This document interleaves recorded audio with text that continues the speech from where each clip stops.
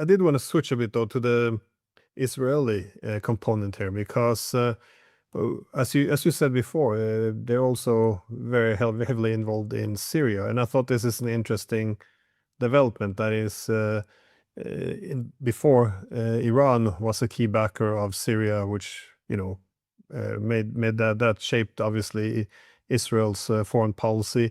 Now that Iran is out of Syria to a large extent, the new enemy of Israel appears to be Turkey.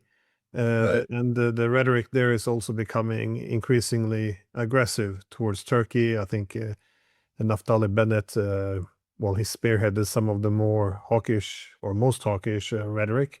How do you see this developing? Because again, that's a different dynamic now. At least with Iran, the U.S. and Israel both consider Iran to be one of their main enemies.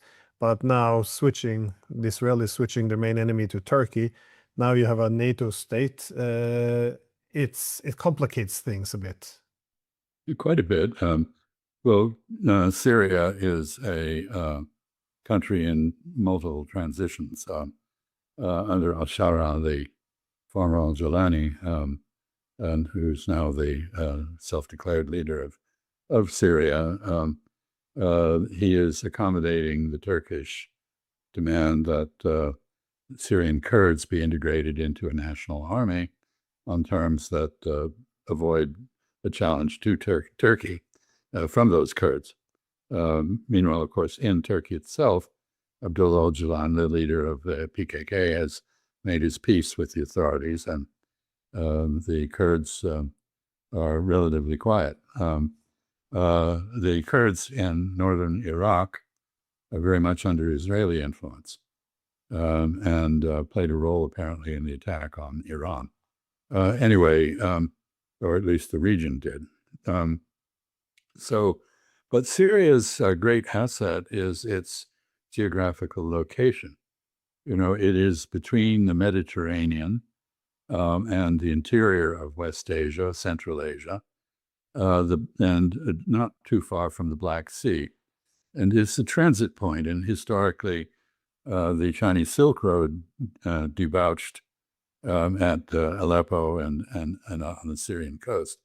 And this is returning. And so a very interesting thing is you have an Iraqi government, which is very closely aligned in many ways with Iran, Shiite dominated, which is making its peace with the Syrians.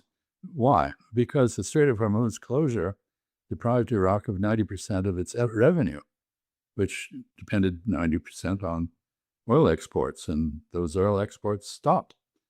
So now how does Iraq export its oil? It does it overland through Syria. And eventually there will be a pipeline of some sort that, as there was in the past, that enables a much higher volume of the Iraqi oil to exit that way. Of course, Iraq is also exporting through Turkey. And in the meantime, you have, as you indicated, an ongoing rivalry, strategic geopolitical rivalry between the Israelis and the Turks playing out in Syria, not so much in Lebanon. So this is all in ferment, and nobody can tell you at the moment where it's going to end up. But it's clear that Israel intends to keep the Syrian territory that it has occupied, just as it intends to keep the Lebanese territory that it has occupied. And you mentioned quite correctly that this Israeli calculation in Lebanon is that what they've just signed with the Lebanese government will produce a civil war, because it basically makes the Lebanese government illegitimate in the eyes of a very large part of the Lebanese population. They have sold out Lebanese sovereignty to Israel. They propose to cooperate in the ethnic cleansing of Lebanese Shia, and they have agreed to join Israel and the United States in the open enmity to Hezbollah. Of course, Hezbollah is part of that government, represented in the Lebanese parliament.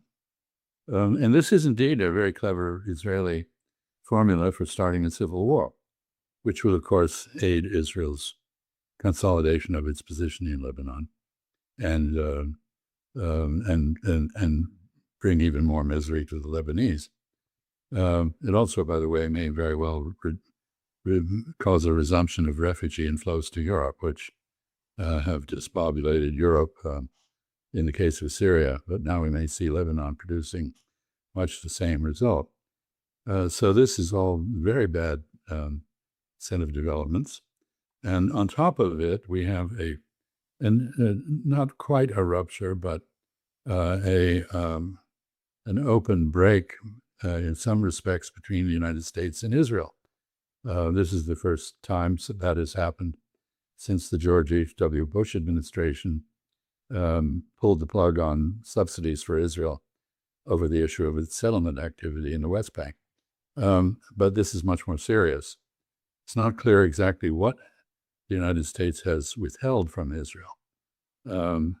But at least in principle, the Trump administration has declared that Israel is no longer has a blank check in Lebanon, is no longer free to do whatever it wants, that the United States intends to control this.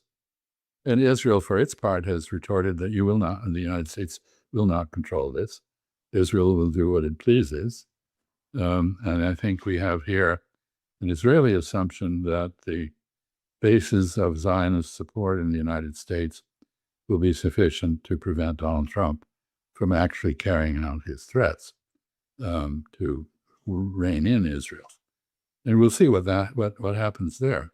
One other point, which is very relevant, is not only is the traffic through the Strait of Hormuz disrupted, but there was supposed to be a negotiating meeting in Switzerland today between the Americans and the Iranians. I don't think that happened.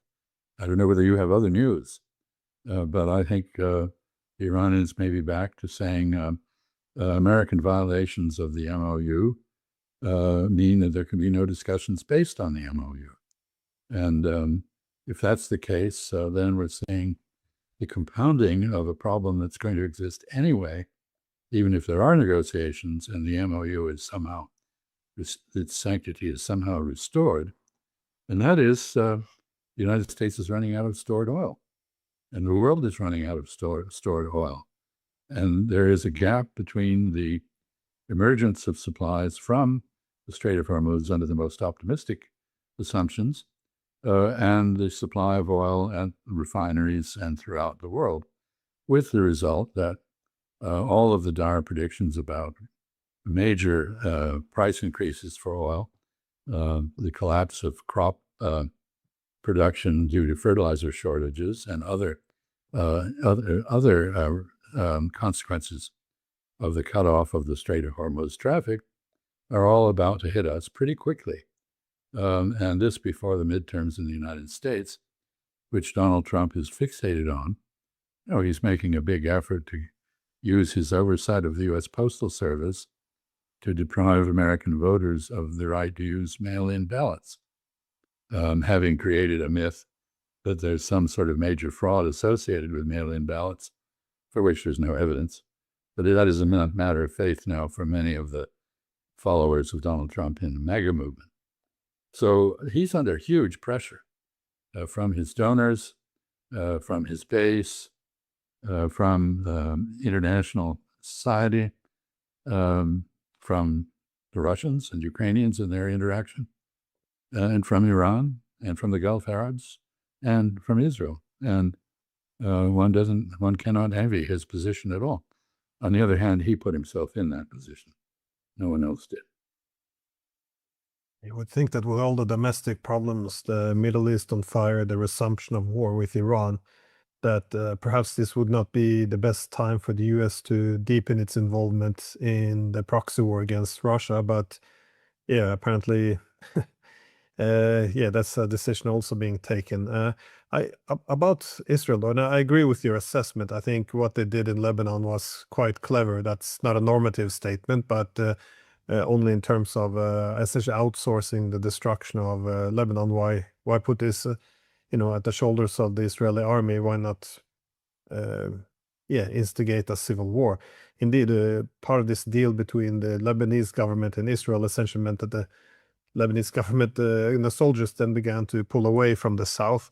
And as the protests began to erupt in Lebanon, those soldiers, instead of protecting their own country from Israel, are used now to silence their own citizens. So it's, you can see, again, it's not guaranteed yet, but you can see that this is one possible, if not a very likely, scenario.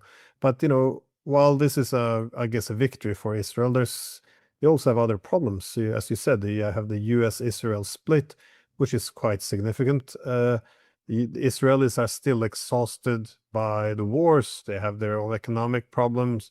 There's some political instability. It looks like Netanyahu might be forced out, but again, he's not really the most hawkish person in Israeli politics. He would likely be replaced with someone like Naftali Bennett, which, again, we might end up missing Netanyahu. So, where do you see Israel heading here, though? I mean, what is the strategic thinking? Well, how does it get out of this victorious? Well, Victoriously. no, Israel is now engaged in a multi-front war of attrition, and Benjamin Netanyahu, who is not stupid, he may be evil, but he is not stupid, has declared that Israel's fighting on 7 or 8 fronts, and he's quite correct. How does a state survive under these circumstances when it has alienated its foreign support and still has the United States as an unreliable patron, but a patron, but it has lost its support largely in Europe, and is alienated from everyone in the region. Various Israeli achievements, whether they are, for example, the Camp David Accords, which were actually an American diplomatic achievement forced on Israel, but they've produced a cold peace with Egypt.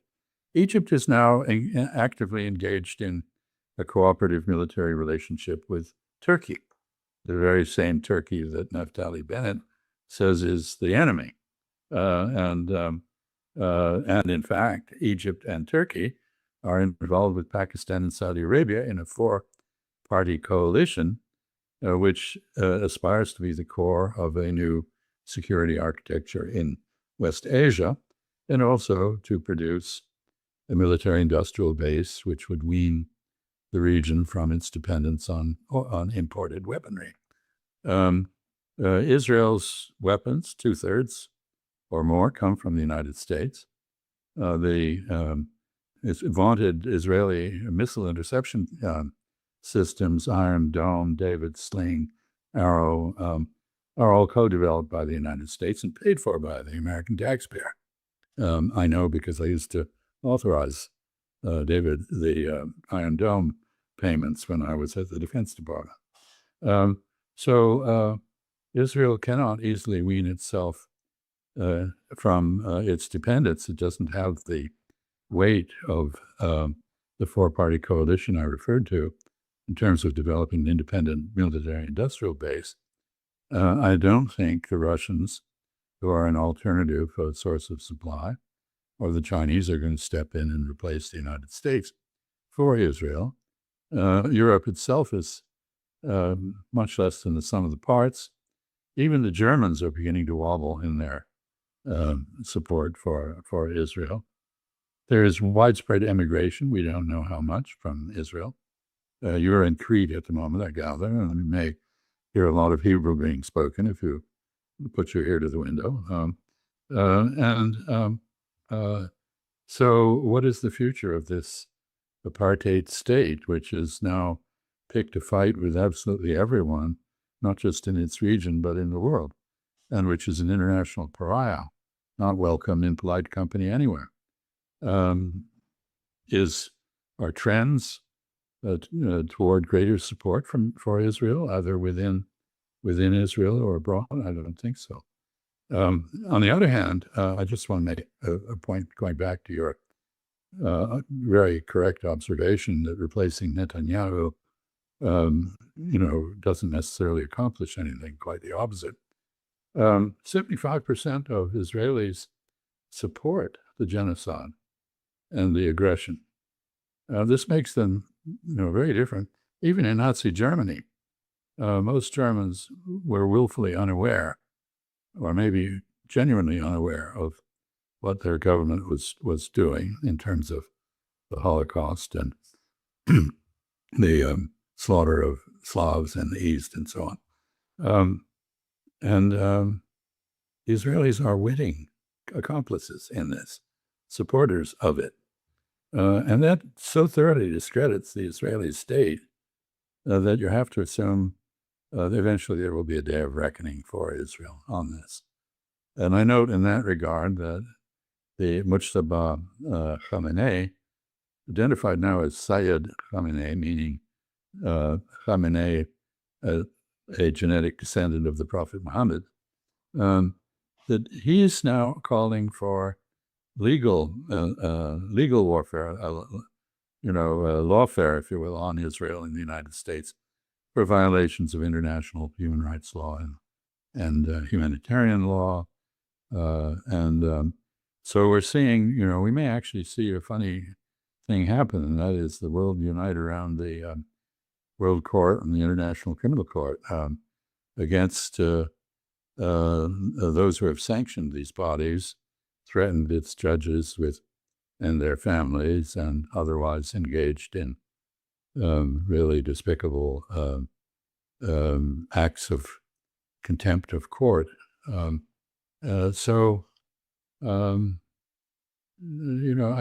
does Israel go from here?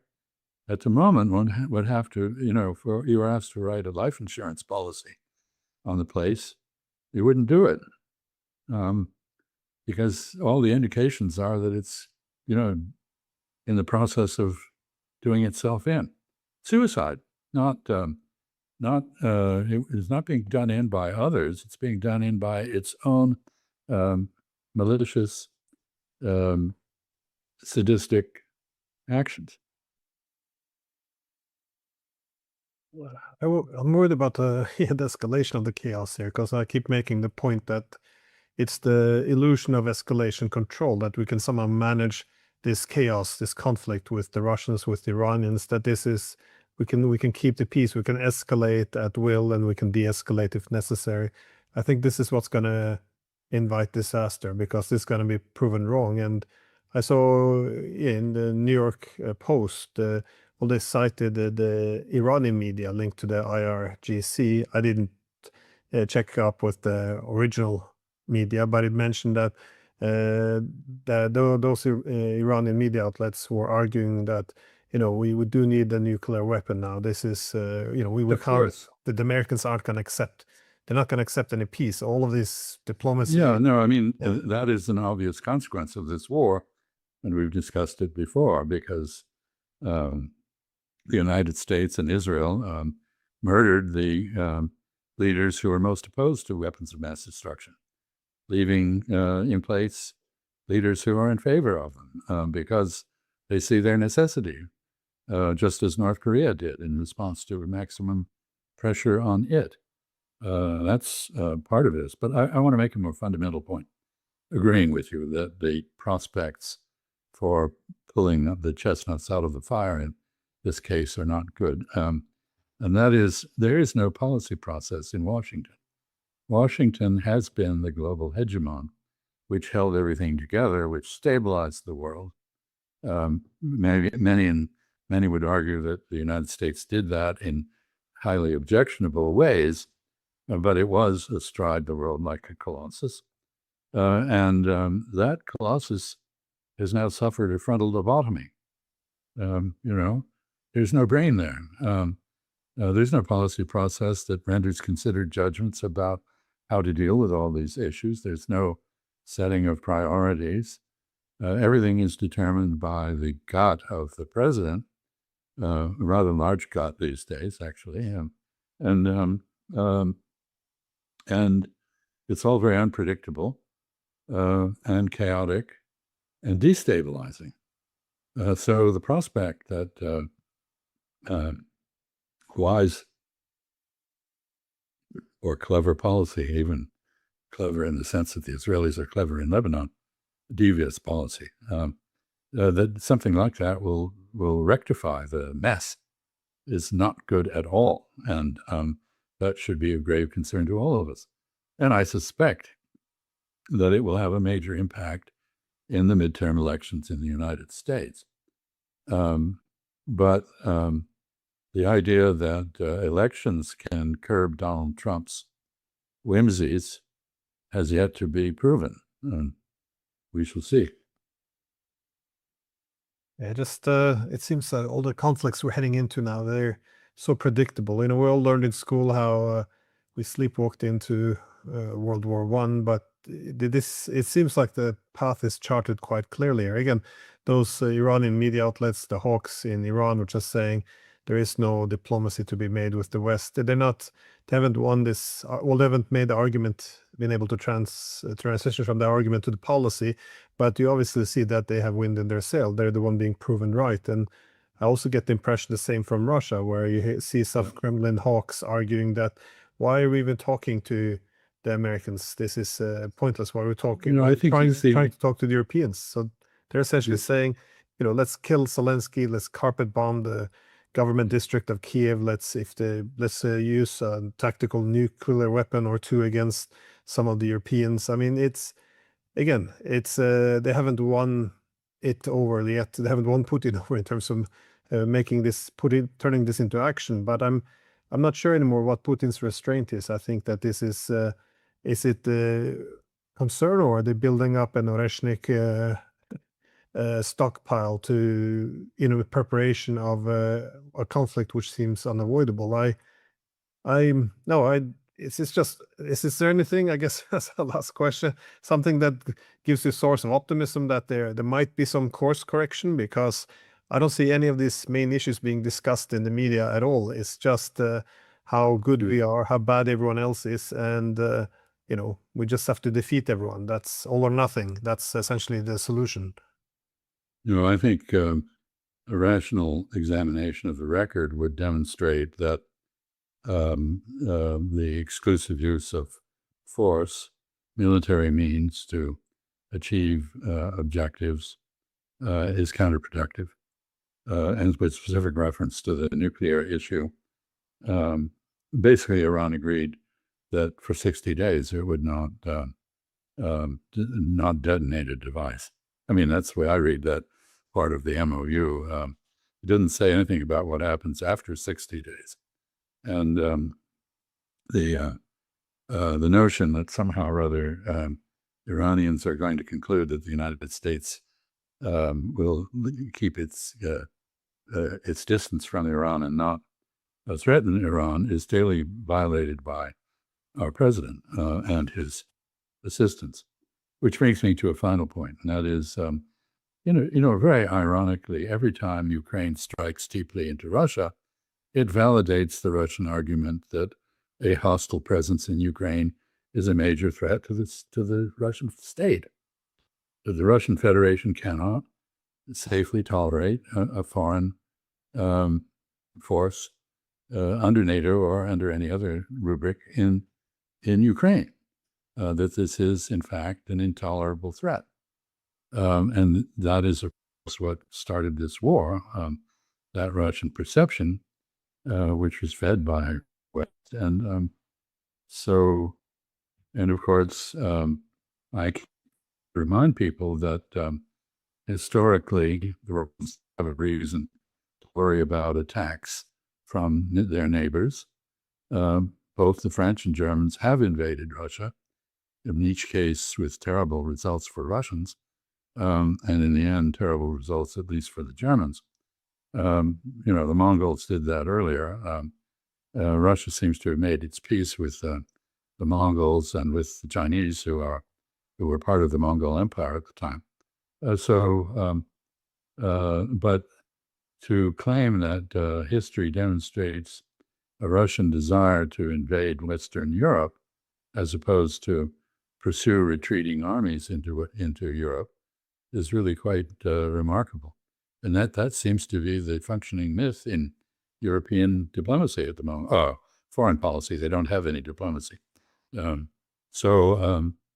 I don't see any ray of hope for a satisfactory resolution of the various instances of chaos that we have unleashed. No, I do not. Yeah, that's an important distinction, or what you pointed out, that most of the Russian military incursions into Western Europe has been following retreating armies as opposed to having instigated these conflicts. That's quite important, I think, especially today, because, well, when I was teaching security strategy, I always made the point that, the point of departure is the security competition from the international anarchy. This is, why more weapons isn't always more security. And if you see what we have achieved now, I mean, we took Iran, we didn't want it to get nuclear weapons. It didn't want to have nuclear weapons. Now it does. We talk about Russia wanting to attack NATO. It's absurd. It never had that goal. Indeed, it's gone through great lengths over the past 4.5 years to avoid widening the war to NATO. Well, now they might, because of the NATO's direct involvement in attacks on Russia. It's just the absence of strategic thinking. I think this is what shocks me the most. Any call for restraint is seen as a Russian conspiracy that you can't, and somehow this is the patriotic thing to do, just go after adversaries as hard as possible. It doesn't matter if it failed, spectacularly in Iran, how it's going to fail and bring disaster in Russia. But yeah, this is the only path, it seems.